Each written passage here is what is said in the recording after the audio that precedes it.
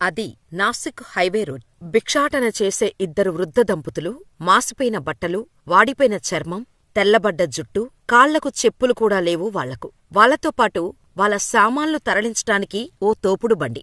ప్రతి ఊరికీ తిరుగుతూ భిక్షాటన చేస్తూ బ్రతికేవాళ్లలాగా ఉన్నారు చూట్టానికి. అలా హైవేపై వెళ్తూ వెళ్తూ అనుకోకుండా ఆ ఇద్దరు దంపతులు ఒక దగ్గర ఆగి రోడ్డుపై వస్తూ వెళ్తున్న జనాల వంక ఆసక్తిగా చూస్తూ ఉన్నారు.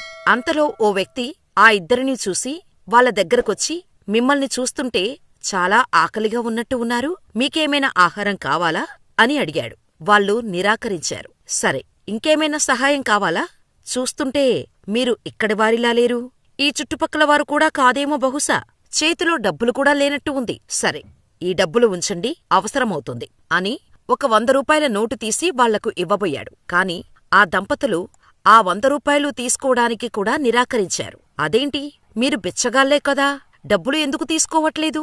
ఆహారం కూడా వద్దంటున్నారు, ఎందుకు అని అడిగాడు ఆ వ్యక్తి. దాంతో ఆ దంపతులు, బాబూ, మేము బిచ్చగాళ్లం కాదు, భిక్షాటన కోసం రాలేదు అని సమాధానమిచ్చారు. దాంతో ఆ వ్యక్తికి ఏమర్థం కాలేదు. చూస్తుంటే అత్యంత పేదవారిలా తినడానికి కూడా తిండి లేనట్టుగా ఉన్నారు.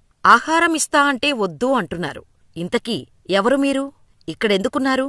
అసలెక్కడి నుండి వస్తున్నారు అని అడిగాడు ఆ వ్యక్తి ఇద్దరిని. ఆ వ్యక్తి అడిగిన ప్రశ్నకు ఆ దంపతులు ఇచ్చిన సమాధానం విన్నాక ఒక నిమిషం పాటు షాకయ్యాడు.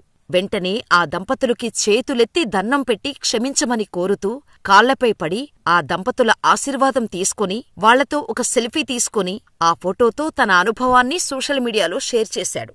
అంతే, అది కాస్త వైరల్ అయిపోయింది. ఆ పోస్ట్ చూసిన ప్రతి ఒక్కరూ వాళ్ళెవరో తెలిసి షాకైపోయారు. వాళ్ళు చేసిన పనికి సెల్యూట్ చేయకుండా ఉండలేకపోయారు. అదేంటి, ముందు బిచ్చగాళ్ళని చెప్పి మళ్ళీ ఇలా ట్విస్ట్ ఇచ్చారేంటి అనుకుంటున్నారా?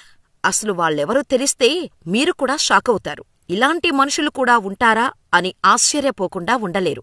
అసలు ఆ దంపతులు ఎవరో తెలుసుకోవాలంటే వీడియో చివరి వరకు స్కిప్ చేయకుండా చూడండి.